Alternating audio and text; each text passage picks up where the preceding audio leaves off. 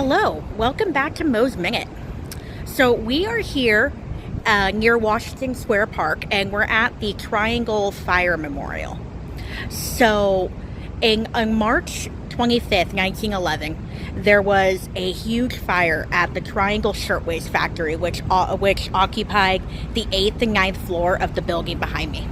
It's called the Brown Building. And it was the worst workplace tragedy in New York history up until the September 11th attacks.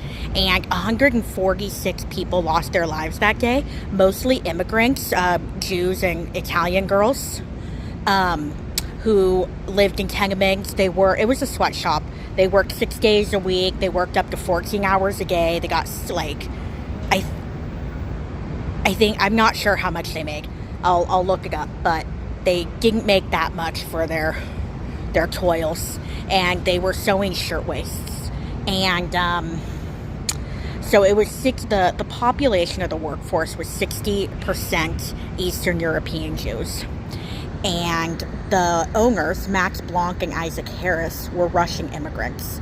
And the day of the fire, someone threw a cigarette in a scrap bin, and since it was a shirtwaist factory with linen, the place just went up. Within 15 minutes, 146 people died. It took 30 minutes to get the fire controlled. As Professor Jerry Hennig said, it was a 20th century disaster, or 20th century tragedy with 19th century equipment.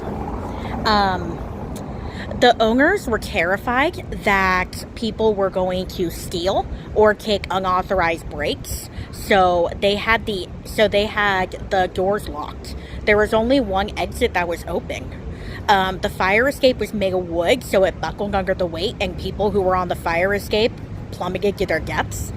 The doors going out on Green Street, which is the street that I'm standing on now, the doors opened inwards. So they couldn't get people were in such a hurry to leave. They couldn't get the doors open. They couldn't hold it open for people to leave. There was one elevator, and there were so many people pushing to get on the elevator that they could barely get the doors closed. Because remember, this was 1911, and people actually fell onto the elevator shaft. When they realized there was no place to go, they jumped out the window, and literally the pavement that I'm standing on was once covered in bodies.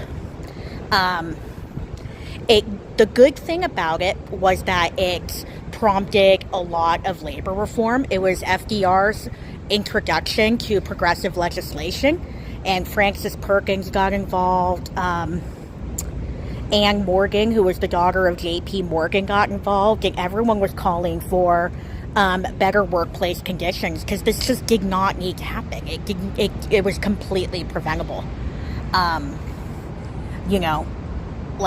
By keeping doors locked or keeping doors unlocked and letting people take breaks, and having a fire escape that wasn't made of wood. The fire department came, but they were ill-equipped to handle it. The nets didn't hold people, so the nets broke when a girl fell on it because she was jumping from such a high distance. Like I said, it was the 8th and ninth floor these factories were on, and their ladders only reached to the 6th floor. The hoses didn't go that high. They literally couldn't do anything except just sit and watch people just fall to their deaths. It's horrid, just absolutely horrifying. The owners got out. They managed to go up to the 10th floor that was not on fire, but the workers, they didn't have a chance. So 146 people died that day. And like I said, it did call for workplace reform. After the tragedy, the families of the victims sued the owners. The owners also collected thousands in insurance money, but they were sued, and they had to pay the families, I think, $75 per lives lost. But Like, some of these families just lost all of their, like all of their families, like brother, like sisters and moms worked here together. I'm going to just show the memorial now that I'm done talking, so you can see it. It's really well done. You see quotes and you from people who survived, and you also see the names of the victims. So yeah, I'm done talking now, but please enjoy seeing the memorial. Thanks for tuning in.